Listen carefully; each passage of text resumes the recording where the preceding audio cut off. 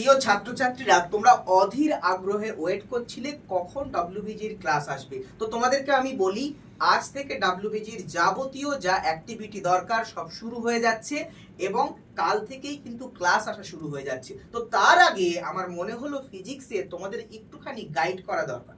তো তোমরা যারা রিসেন্ট সেমিস্টার 4 রেডি করে এসেছো তাদের জন্য একটা কথা বলি, সেমিস্টার 4 এর কিছু কিছু চ্যাপ্টার আছে যেগুলো মডার্ন ফিজিক্স অ্যান্ড সেমিকন্ডাক্টরের মধ্যে পড়ে। সেগুলো তুমি দেখো, যেমন solid and semiconductor device 5% weightage রাখে। মডার্ন ফিজিক্স, অ্যাটমিক ফিজিক্স, এই জায়গাটা 5% ওয়েটেজ রাখে। এই জায়গাটা মানে হলো কোয়ান্টাম থিওরি উইথ অ্যাটম।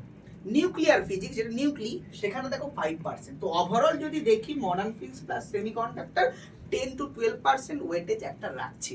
তাহলে তোমাদের এগুলো তো খুব ভালো করে এখন রিসেন্ট রেডি করা আছে। তাহলে তোমাদের করতে হবে কি, এইগুলোর ওপরে যে কোশ্চেনগুলো হয় ডাব্লিউবিজি লেভেলের বা কিছু চেইমেনের কোশ্চেনও রেডি করে ফেলা কিন্তু। এবং তার সাথে সাথে তোমরা কিন্তু 11 ভুলে গেছো একেবারে, কারণ অনেকের 11 খুব ভালো করে রেডি নেই, যারা পড়েছিল সেটাও ভুলে গেছে। তো 11 কিন্তু খুব ফাস্ট শুরু করে দিতে হবে। তাই তোমরা এর সাথে সাথে 11 শুরু করে দাও। 11 তোমরা মেকানিক্স থেকে শুরু করো।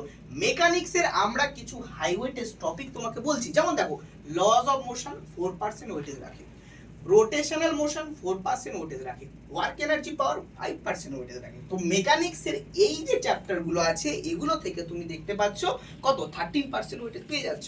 তো এইভাবে যদি তুমি রেডি করতে থাকো তাহলে কিন্তু তোমার ডাব্লিউবিজির প্রিপারেশন খুব স্মুথ হবে।